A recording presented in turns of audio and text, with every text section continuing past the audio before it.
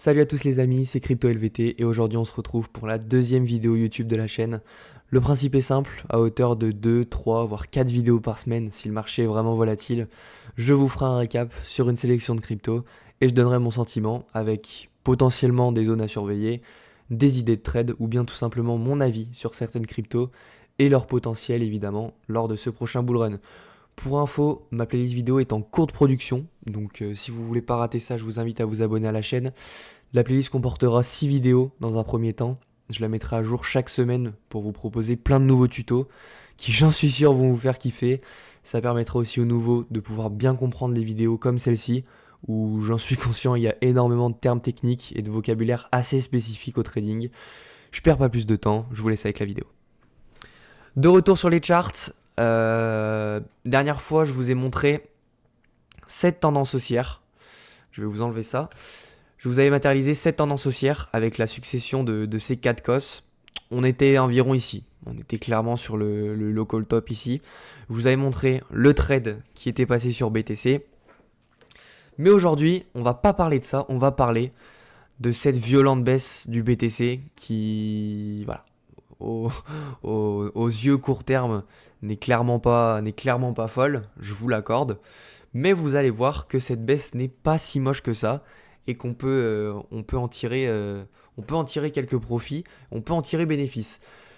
Premièrement, on peut voir qu'on n'a pas pris ce high là. Voilà, ce high là n'a pas été pris, ce qui est une bonne chose parce qu'on laisse des liquidités quand même au nord. C'est intéressant d'en laisser au nord pour venir les chercher plus tard. Et on a fait ici une IFVG en H4. Voilà, donc là on a fait une IFVG en H4. La FVG bullish juste ici était vraiment strong.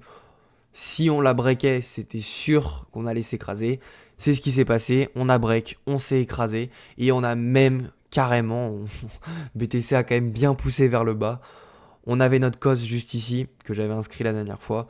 Et on est venu matérialiser un boss. Donc ici, clairement, on est sur un changement de caractère. Changement de caractère qui annonce une baisse pour la suite. Voilà.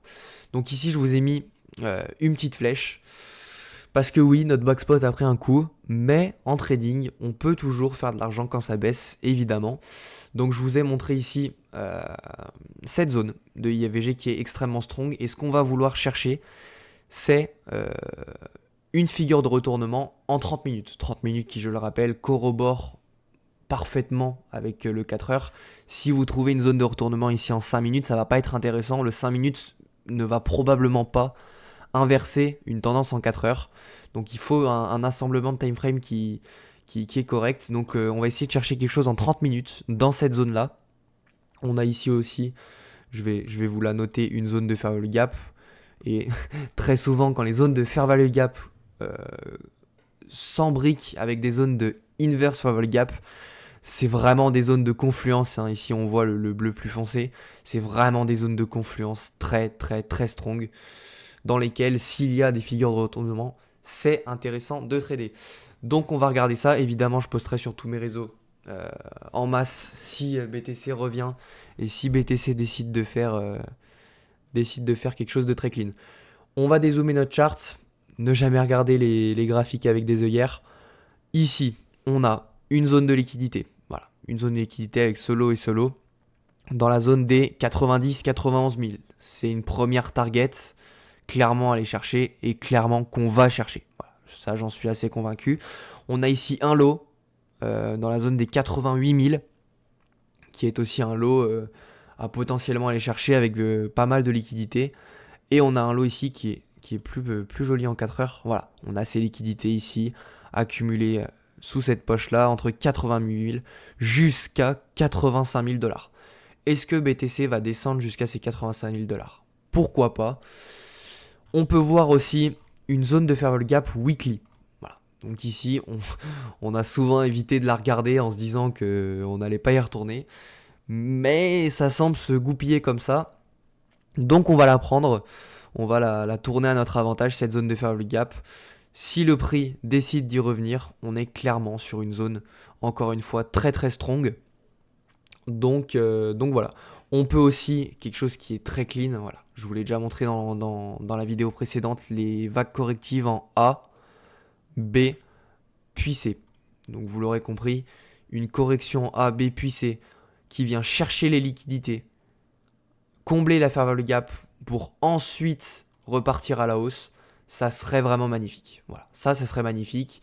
Si en plus de ça, le marché nous offre notre entrée short juste ici, cette baisse ne serait clairement pas la plus dépréciable. On va pas se mentir.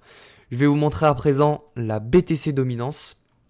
BTC dominance qui a stagné, qui a monté un petit peu, mais qui est resté, on va le voir, sur ces 2 derniers jours, assez stoïque. Voilà.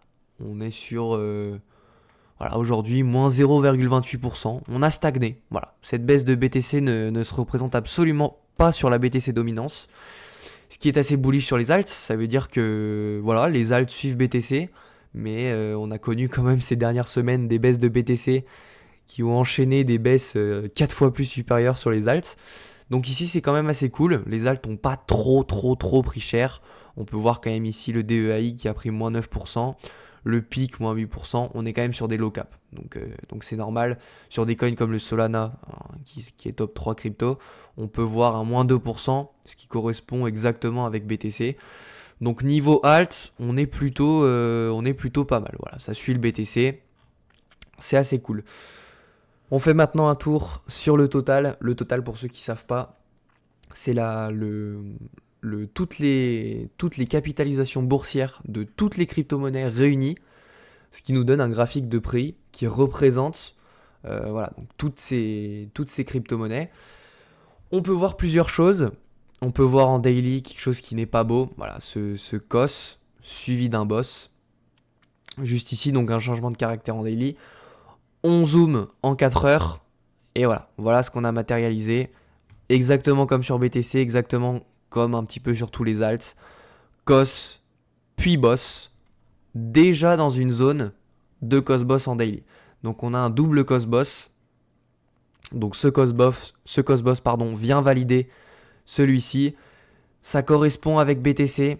Ce à quoi il faut s'attendre cette semaine, ça continue de descendre. Ce à quoi il faut s'attendre cette semaine, c'est potentiellement un retracement de ce COS boss. Attention, ne longuez pas cette zone. On est plutôt bearish court terme sur BTC et sur toutes les cryptos. Donc ne longuez pas. Au contraire, tentez de contrebalancer cette baisse en spots par de jolis trades. Si les prix commencent à remonter dans ces zones-là, je l'ai déjà dit avant, hein, mais si les prix reviennent dans ces zones-là et matérialisent des retournements de structure, ça va être très intéressant de short. On verra ça plus tard. En daily, on a une zone ici qui est irréprochable, on la voit mieux en 4 heures. Juste ici, on a une zone d'équal low. Voilà. Donc ce lot est exactement au même niveau que ce lot, ce qui crée une poche de liquidité avec des order stop placés juste en dessous. Donc c'est une target. Pareil que pour BTC, je suis assez convaincu qu'on va revenir dans ces zones-là. On a un double COS boss, on laisse un equal low. Ça paraît assez évident. On va y revenir et on peut, ce qui serait plutôt beau, une fois de plus, vague corrective A, B puis C avec cette C qui vient chercher les liquidités pour ensuite repartir. Voilà le topo pour Total 3. Ne longuez pas. Au contraire, cherchez des shorts et restez patient. Et pourquoi pas ouvrir des swings une fois que le total sera arrivé dans cette jolie zone de liquidité après nous avoir potentiellement matérialisé une A, B puis C. On décale sur le JUP. Donc j'avais tracé cette flèche juste ici ainsi que cette IFVG bullish. Comme vous pouvez le voir. On ne l'a pas respecté. Ici, on avait un swept suivi d'un boss. On a créé une IFVG. Malheureusement, l'IFVG n'a pas été du tout efficace. On tient quand même ce lot. Hein. Dans la théorie, on pourrait remonter. Mais avec BTC qui nous a fait des setups plutôt bearish, ici, on peut considérer qu'on est sur une tendance baissière, qu'on a un cost bearish, qu'on est remonté, qu'on a fait une structure de retournement dedans et qu'on va aller plus bas. Donc là, le plan, c'est le même que pour BTC. Le plan, c'est de remonter ici pour ensuite s'écraser très probablement au niveau de ce nouveau plus bas pour matérialiser un COS ou un swept. Voilà, ça dépendra, je vais simplement mettre une ligne. Ici, soit on fera un cos, on retracera, on ira plus bas, soit on fera un swept et on repartira de plus belle, si la correction décide de ne pas s'éterniser. Donc voilà pour le JUP. Petit tour à présent sur le pit. J'avais fait ce dessin lors de la dernière vidéo en montrant que si on breakait cette résistance et qu'on venait retest, ou pas d'ailleurs, on allait aller plus haut. Malheureusement, vous l'avez bien vu, la résistance a fait son job à merveille, ce qui est graphiquement beau. Évidemment, ça me rend triste de voir mon pit s'écrouler autant. C'est un des pires performeurs. Ici avec un moins 8%. Cosboss, juste ici en 4 heures. On peut s'attendre à ce que pit, et ce qui serait beau, ce qui serait très beau tradingment parlant, on peut s'attendre, et j'aimerais, on peut s'attendre à ce que pit laisse des liquidités juste ici, pour ensuite revenir, donc revenir dans des zones comme les zones de fair value gap juste ici, avec des zones pivots situées ici. On a une jolie zone pivot d'ailleurs. On a une jolie zone pivot. Voilà, regardez, les zones pivots, c'est des zones de support résistance, en plus petite time frame. On les appelle zones pivot. Ça permet de rajouter des confluences pour potentiellement entrer sur un trade. Voilà, comme ça. Ici, on a notre cos. Ici, on a notre boss. On peut voir que cette zone grise que j'ai tracée, le prix est venu taper dedans ici, dévier vers le haut pour réintégrer et aller plus bas, taper ici, break ici, s'appuyer ici pour matérialiser un cos. Donc on est sur une zone qui fait rebondir le prix. On est sur une zone qui dans le passé a fait rebondir le prix. Donc on peut une nouvelle fois s'en servir si le prix revient dedans pour prendre des entrées. Ça correspond bien aussi, on a une belle confluence ici avec la zone de fair value gap. Donc si la semaine décide de redevenir un petit peu verte, comme je vous l'ai dit depuis le début, on peut se faire une petite ABC juste ici, entrer dans la confluence de la FVG, supplément, support, résistance, zone de pivot, pour prendre un trade. Honnêtement, avec le graphique qu'on a ici, on laisse quand même des liquidités là. Comme sur BTC, on n'a pas pris le high, donc on laisse des liquidités. Mais clairement, si on a une structure de retournement ici, PIT sera l'un des coins que je favoriserais. Quand on a globalement le même setup sur toutes les cryptos et qu'on veut se positionner à la hausse ou à la baisse, c'est quand même important de prendre la crypto qu'on préfère en termes graphiques pour se dire voilà, celle-ci, on a le même setup de partout, mais celle-ci, c'est vraiment celle avec le setup le plus clean, le plus plausible. Ici, on a une jolie zone pivot. Zone pivot, on les a pas partout. Alors quand on les prend, on essaye de s'en servir. Donc là, si on remonte, qu'on fait une structure de retournement, je pense que ça sera sur PIT. PIT et BTC, parce que BTC drive un peu tous les alts. Donc c'est aussi intéressant de se positionner sur BTC, qui est techniquement influencé par rien, en tout cas pas d'autres cryptos. Donc voilà le plan.